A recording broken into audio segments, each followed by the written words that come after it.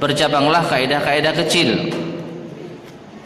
Dan diantaranya adalah kaidah yang keenam, yaitu hukum asal kaidah itu apa? Halil aslu fil asya al ibaha awil hurmah. Hukum asal segala sesuatu itu boleh atau haram. Sebagian para ulama berpendapat hukum asal segala sesuatu itu boleh dengan dalil-dalil yang telah kita paparkan. Sebagian lagi berpendapat hukum asal segala sesuatu itu haram. Demikian pula telah kita paparkan dalil-dalil dari kedua belah pihak. Nah, adapun yang sahih, wallahu a'lam bishawab, menurut al-muallif hafidhahu ta'ala, hukum asal segala sesuatu itu apa? Halal. Nah, kita sampai pada pembahasan halaman ke-53, yaitu faedah dari khilaf ini. Beliau mengatakan faedah dari khilaf ini. Khilaf apa ini? Hukum asal segala sesuatu itu halal atau haram. Apa faedahnya? Faedah dari khilaf ini adalah berbagai macam hewan maupun tumbuhan atau makanan yang tidak ada dalilnya secara tegas. Kalau ada dalilnya secara tegas, maka ini tidak kita bahas. Babi misalnya, maka nggak pakai hukum asalan, babi haram, jelas.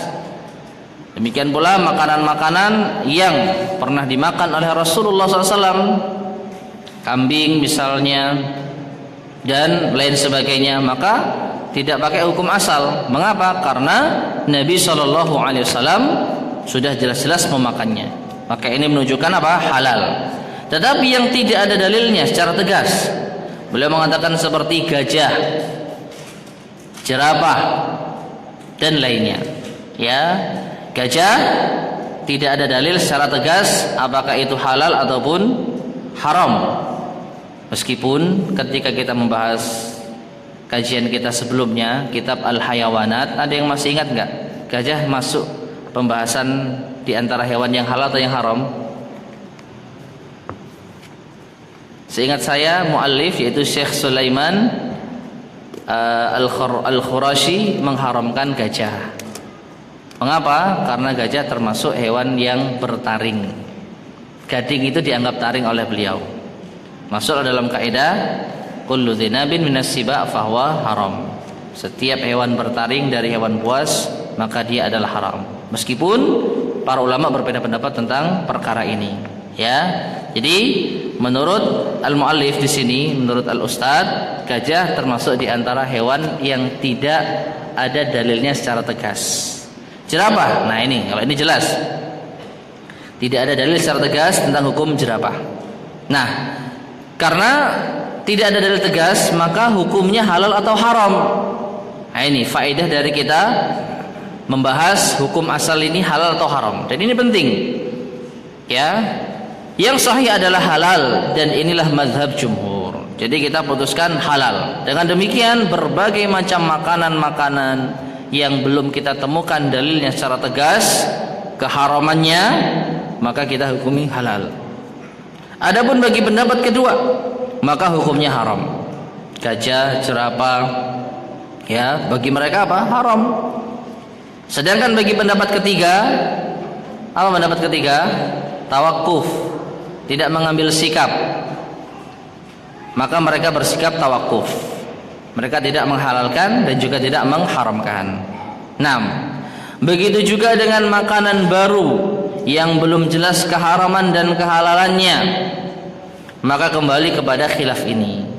Kalau mengikuti pendapat hukum asal adalah haram, maka kita nggak boleh makan kecuali telah jelas ini halal secara syar'i. Banyak yang nggak bisa kita makan, ya, banyak yang tidak bisa kita makan. Dan yang sahih adalah halal. Jadi pendapat yang sahih, hukum asal segala sesuatu itu apa? Halal. 6. Namun, kemudian begitu pula berbagai macam peralatan dan akad serta lain-lainnya. Ya, peralatan apa yang kita gunakan, pakaian apa yang kita kenakan, kendaraan apa yang kita kendarai, maka hukum asal halal. Jadi kalau ada yang mengharamkan apa yang tadi kita sebutkan, maka wajib membawakan dalil.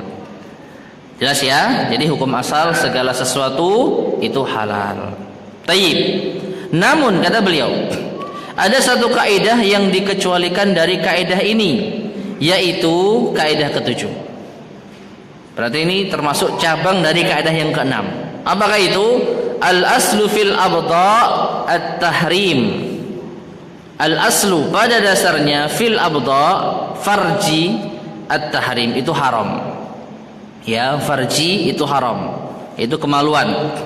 Makna kaidah, pada dasarnya bersenang-senang dengan wanita itu adalah haram, kecuali yang dihalalkan oleh syariat Islam.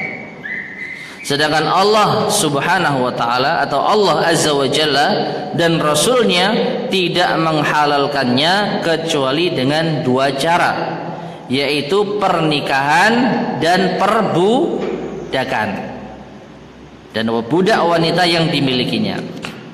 Ya, jadi kalau kita membahas selain masalah farji, masalah jima, hukum asal segala sesuatu mubah, boleh. Tapi kalau masalah farji, masalah jima, hukum asalnya haram, kecuali dengan dalil yang dibenarkan. Dan dalil yang dibenarkan hanya dua, dengan jalur apa? Pernikahan dan perbudakan. Nah ini, sebagaimana firman Allah subhanahu wa ta'ala di dalam surat Al-Mu'minun ayat ke-5 sampai 7. Surat Al-Mu'minun ayat ke-5 sampai 7. Allah berfirman, walladzina hum li furujihim hafizun. Dan orang-orang yang mereka menjaga kemaluannya. Furuj jamak dari farj. Ya, mereka orang-orang yang menjaga kemaluannya. Illa, kecuali ala azwajihim aw ma malakat aymanihim fa innahum ghairu malumin. Kecuali atas istri-istri mereka ataupun budak-budak yang mereka miliki. Ya, fa innahum ghairu malumin, maka sesungguhnya mereka tidak tercela. Faman ibtagha wara'a dzalik, adapun barang siapa yang mencari di balik itu selain dengan menikah dan selain dengan budak yang dimilikinya, faulaika humul adun, maka mereka itulah orang-orang yang melampaui batas. Maka di sini ma'asyar muslimin rahimani wa rahimakumullah, dengan tegas Allah subhanahu wa ta'ala mencela orang yang mencari kesenangan dengan wanita di luar jalur ini, di luar jalur pernikahan dan perbudakan. Maka ini menegaskan bahwasanya hukum asal farji itu harus dijaga. Hukum asal farji itu harus dijaga. Ya, boleh kita lampiaskan dengan dua cara tadi. Illa ala azwajihim aw ma malakat aymanuhum, kecuali kepada istri dan kepada budak yang dimiliki. Nah, lalu apa faedahnya kita mempelajari al-aslu fil abda' at-tahrim ini? Ada kaitannya dengan kaidah fikih. Ya, dari sini maka kalau terjadi keraguan antara kehalalan dan keharaman seorang wanita, maka didahulukan sisi keharamannya. Apa maksudnya haram tentang kehalalan seorang wanita? Ya, contoh penerapan kaidah. A. Kalau ada seorang laki-laki yang memiliki dua istri, lalu dia menceraikan salah satunya dengan yakin, lalu kelupaan mana yang dia ceraikan. Punya dua istri, dulunya dia ingat jelas-jelas yang A yang diceraikan, misalnya anti tolik, yang A yang diceraikan, yang B tetap jadi istrinya. Tetapi setelah itu dia lupa, entah lupa ingatan atau bagaimana. Loh, yang mana ya yang tak ceraikan? Sedangkan istrinya nggak mau dicerai, lumpuh loh. Ya, istrinya nggak mau diceraikan, ya dia nutup-nutupi. Maka tidak boleh mengumpuli keduanya sampai jelas mana yang dia ceraikan. Ini maksud dari hukum asal al-abdha at-tahrim. Karena di sana ada unsur salah satu yang menjadikan dia bisa terjerumus ke dalam keharaman. Ya, mengumpuli istri yang sudah diceraikan. Tentu yang dimaksud di sini adalah diceraikan dengan cerai yang sudah tidak bisa rujuk kembali. Ya, ima itu talak bain sughra yang sudah keluar masa iddah, ataupun talak bain kubra meskipun di masa iddah. Ya, maka ini sudah nggak bisa rujuk lagi, tidak bisa dirujuk lagi. Nah, setelah itu dia lupa, maka dia harus jelas-jelas mengingatnya. Nah, kemudian ini adalah mazhab jumhur ulama. Jadi cara penyelesaian seperti ini adalah mazhab jumhur ulama. Dia harus puasa dulu, nggak boleh kumpul dengan siapapun di antara keduanya sampai dia jelas betul ingat mana yang diceraikan. Baru dia boleh mengumpuli yang satunya. Nah, kecuali kalau tidak ada jalan untuk menentukannya, benar-benar gak ingat, dan dua-duanya apa? Dua-duanya benar-benar tidak ada yang mengaku diceraikan, maka bisa ditempuh jalan undian. Diundi, ya, mana yang diceraikan, A atau B, di bolak-balik ambil. Yang saya ambil ini yang saya ceraikan. Ternyata A misalnya, ya sudah, berarti A yang diceraikan, yang B tetap dipegang. 6. Dan mengenai masalah undian, insyaallah azza wa jalla akan dibahas pada kaidah tersendiri. Jadi ini diantara contoh penerapannya. Yang B, contoh penerapan lainnya. Kalau seseorang ragu-ragu apakah dia sudah menikahi wanita tersebut atau belum, maka pada dasarnya belum. Ragu sudah menikahi wanita ini atau belum, maka pada dasarnya belum. Karena kembali kepada kaidah tadi, asal dari wanita adalah haram. Hukum asal dari farji, jima itu adalah haram. Ya mungkin kita nggak terbayang ya, kok bisa menikah ragu ini ya. Tapi yang namanya para ulama ya mencoba untuk menggambarkan sesuatu yang bisa jadi mungkin terjadi ya, sehingga kalau terjadi kita bisa apa? Memastikan hukumnya. Kemudian yang C. Ya, kalau yang C ini kemungkinan bisa terjadi. Kalau seseorang yakin bahwa di salah satu wanita di desa A adalah saudarinya sesusuan, ya, jadi dia yakin di sana pernah ada seorang anak bayi yang dulu satu susuan dengan saya,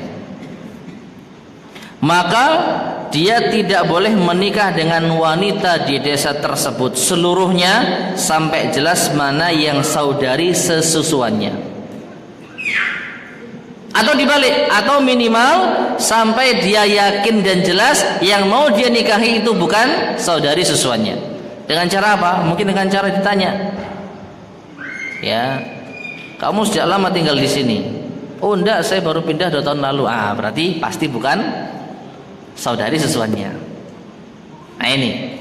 Tapi kalau ternyata, waduh saya dari dulu ya di sini, sejak kecil di sini. Kemudian ibumu nyusui kamu sendiri atau ya saya biasanya juga disusui orang lain. Nah ini alamat, meskipun belum jelas siapa yang menyusuinya ya, tapi ini alamat. Nah ini ya, demi menjaga farji maka hukum asalnya tidak boleh menikahi sampai jelas siapa yang disusui oleh ibunya sesusuan dengannya, atau sebaliknya sampai jelas apakah dia positif tidak disusui oleh ibu susuannya. Nah dengan ini maka terjagalah yang namanya jima tersebut, hanya menjaga pada yang dihalalkan oleh Allah Subhanahu wa taala. Lanjut, mirip dengan hal ini adalah kaidah ke-8. Kaidah ke-8 dari cabang kaidah dari cabang kaidah al-yaqinu la yazulu bisyakki, yaitu al-aslu fi dzabaihi at-tahrim. Al-aslu fi dzabaihi at-tahrim. pada dasarnya binatang yang harus disembelih itu haram.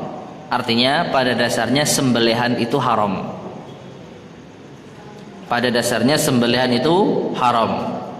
Makna kaidah biar lebih mudah untuk kita memahaminya. Kalau benturan keharaman dan kehalalan pada sebuah daging yang disyaratkan untuk disembelih. Jadi ada pertentangan, keraguan. Ini halal atau haram? Maka didahulukan sisi keharamannya. Didahulukan sisi keharamannya. Contoh penerapan kaidah. Kalau ada seseorang yang berburu binatang dengan anak panah,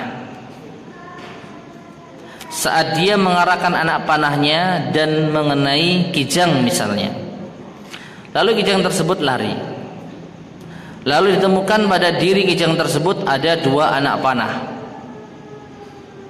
ya, yang mana salah satunya adalah anak panah dia, maka hukum kijang tersebut haram. Mengapa? Karena dia tidak tahu yang membunuh kijang itu panahnya atau panah yang tak dikenal. Mengapa masalah kalau panah itu panah yang tidak dikenal? Sedangkan kalau panah tak dikenal, dia tidak mengetahui apakah yang berburu itu muslim ataukah orang kafir wasani penyembah berhala. Ya, wallahu a'lam bishawab. Ini mungkin bisa berlaku ma'asyar muslimin rahimani wa rahimakumullah, kalau kita berburu di daerah yang memang orang yang berburu di sana campur agamanya. Tentu yang dimaksud campur di sini selain muslim dan ahli kitab. Karena kalau ahli kitab diperbolehkan. Ya, sembelihan buruan dari ahli kitab diperbolehkan. Wa ta'amul ladzina utul kitabi hillul lakum. Dan makanan dari ahli kitab, dan wallahu alam ini bisa mencakup sembelihan dan buruan. Itu adalah halal bagi kalian. Tapi selain ahli kitab, makanya Al-Ustaz menyebutkan pertanyaan. Oh ya. Tetapi kalau selain ahli kitab, yaitu wasani, ya, selain Yahudi dan Nasrani, maka jelas keharamannya, baik sembelihan maupun buruan. Nah, di sini ma'asyarul muslimin rahimani wa rahimakumullah. Kalau seandainya kita tidak bisa meyakini, tidak bisa mengetahui secara yakin anak panah satunya ini siapa yang nembak, ya, tidak bisa kita ketahui. Baik kita nggak bisa mengenal anak panahnya, ini bukan beli di Pak Abbas kayaknya ini, misalnya gitu ya. Nah, berarti yang nggak tahu ini muslim atau non muslim, misalnya gitu ya. Maka wallahu a'lam bishawab, kita dahulukan haramnya. Kenapa? Ini masalah sembelihan atau masalah hewan yang diburu. Tetapi kalau kita yakin, ya, kita yakin yang berburu cuman kita berdua, kita berpencar. Begitu kita lepaskan anak panah kita, lari hewan buruannya. Kemudian gak jauh ternyata kita jumpai sudah mati, dan di situ ada panah yang lainnya, dan itu panah yang kita kenal, panahnya fulan yang beli di Pak Bas misalnya, ya, beli di Pak Bas. Berarti ini insyaallah halal. Ya, jadi perhatikan. Karena dia tidak tahu yang membunuh kijang itu panahnya atau panah tak dikenal. Kalau panah tidak dikenal sama sekali, maka nggak tahu dia ini orang muslim, ahli kitab, atau selain ahli kitab. Jangan-jangan selain ahli kitab. Dari situlah maka kita lebih dahulukan keharamannya. Ya, dahulukan keharamannya. Wallahu a'lam. Yang B, demikian pula. Begitu juga kalau dalam keadaan di atas ternyata ditemukan kijang tersebut mengapung di air. Jadi dipanah, nggak langsung mati, lari. Nggak lama kita temukan dia telah berada di air, mengapung. Maka hukumnya juga haram. Mengapa? Karena tidak diketahui apakah yang membunuh kijang tersebut, artinya yang menjadi penyebab kijang tersebut mati, anak panah atau karena tenggelam. Maka kita dahulukan apa? Keharamannya. Ya, karena kita khawatir itu tenggelam, matinya karena tenggelam. Nah, di sini masyarakat muslimin rahimani wa rahimakumullah, untuk sekali lagi apa? Kita berhati-hati dalam masalah sembelihan. Yang C, yang ketiga, di antara contoh penerapan kaidah al-aslu fi dzabaihi at-tahrim. Kalau dalam sebuah tempat bercampur antara daging sembelihan dengan daging bangkai yang tidak bisa dibedakan antara keduanya, ya, jelas-jelas kita yakin di situ ada bangkainya.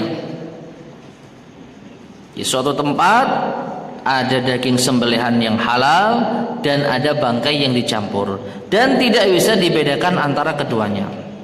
Benar-benar nggak bisa. Kalau bisa selesai urusan, yang diambil yang bangkai saja. Ya, tapi ini nggak bisa. Maka status semuanya apa? Haram. Ya, status semuanya haram. Sebagai bentuk kehati-hatian kita memakan apa? Sembelihan yang tidak halal. Wallahu a'lam bishawab. Nah, ini ada pertanyaan sebelum kita lanjutkan.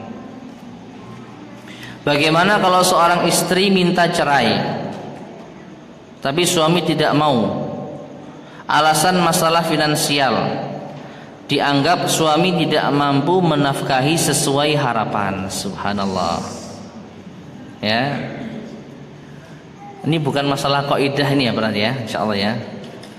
Nah, jadi seorang istri minta cerai, tapi suami nggak mau. Hukum istri minta cerai apa, Pak? Kalau istri meminta cerai, pihak yang inisiatif bercerai adalah dari pihak istri, maka istilahnya adalah khulu. Nabi SAW bersabda,